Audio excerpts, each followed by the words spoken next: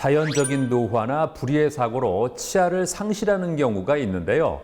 이런 경우 임플란트를 하는 것이 보편적이지만 부작용이 생기는 사례도 있다고 합니다. 자, 그래서 이번에는 임플란트 부작용의 원인과 재수술 방법에 대해서 자세히 알아봤습니다. 우리의 치아는 저작이나 발음 등 여러 가지 기능을 담당하는 중요한 기관 중 하나인데요. 치아가 상실돼 앞니가 없다면 외관상 좋지 않고 발음이 새어나가 불편함이 동반될 수 있다고 합니다.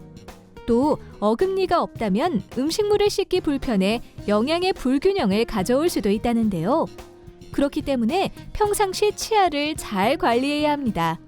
하지만 갑작스러운 사고나 치주 질환 등 다양한 요인으로 인해 치아가 썩거나 깨지고 빠지게 되면 어떻게 대처해야 할까요? 치아의 상태가 심각해져 치아 상실까지 이어질 경우에는 임플란트 치료를 고려해 볼 수 있다는데요.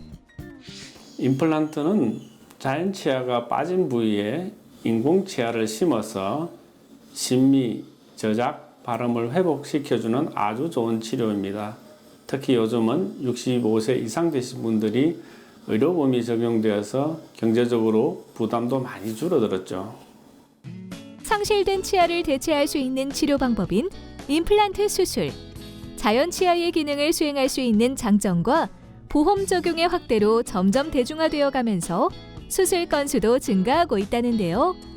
문제는 초기 임플란트 식립이 정확하게 이루어지지 못해 임플란트 수명의 10분의 1도 채우지 못하고 여러 부작용으로 고통을 호소하는 사람들이 늘고 있다는데요.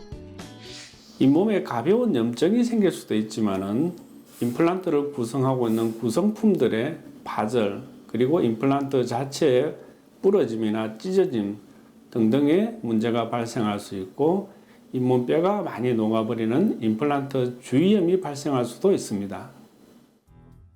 임플란트 식립 후 문제가 발생해 임플란트 재수술이 필요한 경우에는 실패의 원인을 제대로 파악하고 더 세밀한 치료 계획을 세워야 부작용을 줄일 수 있는 수술 진행이 가능하다고 합니다. 그리고 찢어지거나 부러진 임플란트를 제거한 후 잇몸과 뼈 상태에 따라 진행 여부가 다르다고 하는데요. 잇몸 상태가 좋을 경우에는 바로 식립이 가능하다고 합니다. 만약 임플란트를 식립해야 하는 뼈의 양이 적다면 임플란트 식립이 불가능할 수 있다는데요. 우리의 저작 기능은 상당히 강력하므로 잇몸뼈가 튼튼해야 임플란트가 제대로 기능할 수 있습니다. 그러므로 재수술 시에는 잇몸뼈가 얼마나 있는지, 얼마나 많이 녹았는지를 정확하게 진단하여야 합니다.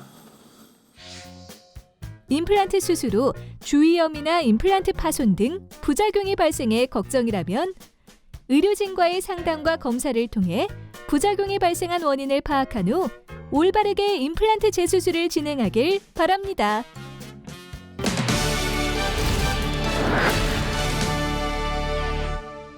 김정찬 원장과 함께 자세한 말씀 나눠보겠습니다. 안녕하세요. 안녕하세요. 임플란트 부작용이 생기는 이유는 뭘까요? 임플란트 부작용은 기계적 부작용과 생물학적 부작용 크게 두 가지로 나눌 수 있는데 환자 요소, 의사 요소, 제품 요소 이렇게 나눠볼 수 있습니다.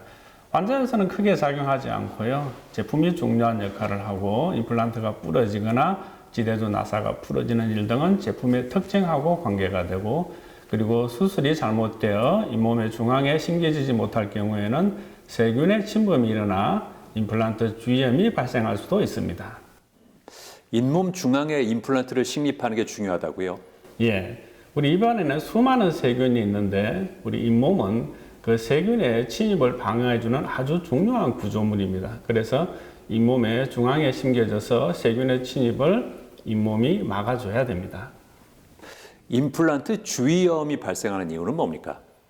조금 전에 말씀드린 바와 같이 잇몸이 세균의 침범을 막아줘야 되는데 그렇지 못하거나 지대주의 흔들림 또는 나사가 풀린 경우 그런 경우 세균의 침범을 허용하여 세균들이 잇몸뼈를 공격하여 잇몸뼈가 녹는 현상이 발생합니다.